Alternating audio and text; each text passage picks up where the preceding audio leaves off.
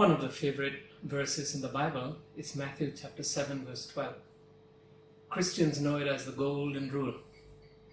Do for others what you want others to do for you. And Jesus ends the verse by saying this is the summary of the law and the prophets. Even though this is such a common verse and it's been used so widely by Christians, sometimes I wonder if we fully understand what the verse is saying. Do for others as you would others to do for you. Perhaps we need to backtrack a little bit and see what happens before this verse in the unit. At the beginning of chapter 7, Jesus says, do not judge anyone because you will be judged exactly the same way. If you see a speck of dust in your brother's eye, make sure you remove the log from your eye so that you can really see that speck of dust. He also talks about how humans who are evil know how to give good gifts to their children. How much more God, who is inestimably good, He will give good gifts. And then comes this golden rule. I would like to suggest that there are 3 ways we can understand this rule. The first way is to see the golden rule as a basis for expectant relationship.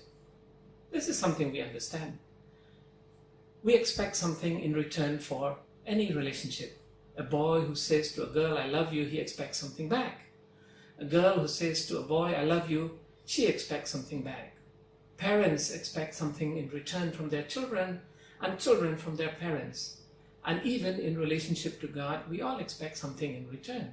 We expect Him to answer our questions, to answer our prayers. We expect Him to fulfill His promises to us. That's partly why we follow Him.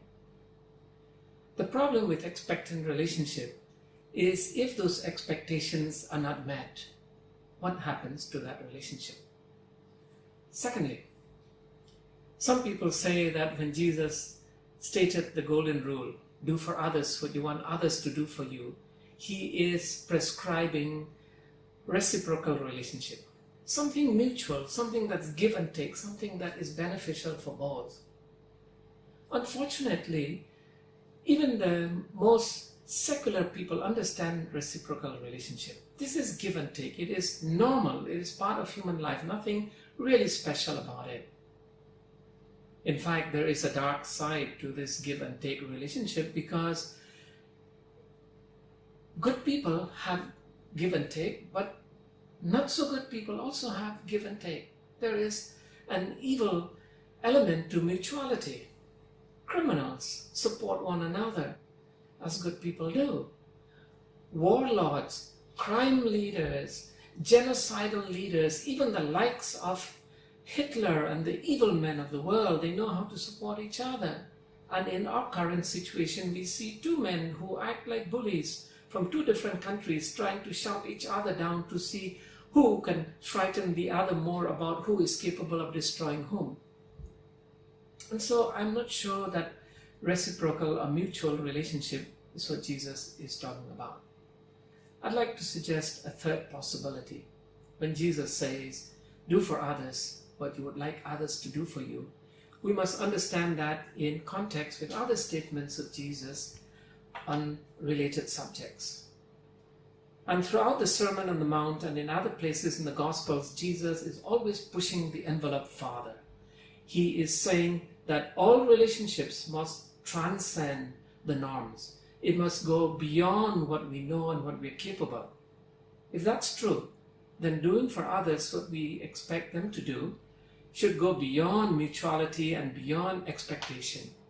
It should transcend what humans are capable of. Because you see, that's what God is like. That is how we are supposed to be like our Father who is in heaven.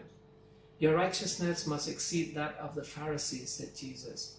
Our goodness, our love, our relational paradigms must exceed what the world is capable of. That is the essence of the law and the prophets. That is the golden rule. To rise beyond the norms, beyond mutuality, beyond expectations. To rise to the level of proactive relationship. Something that is done simply because it is good to do. Not because we expect something in return, not because there is a give and take, but because we are acting like God. That's what makes us truly godly. God bless.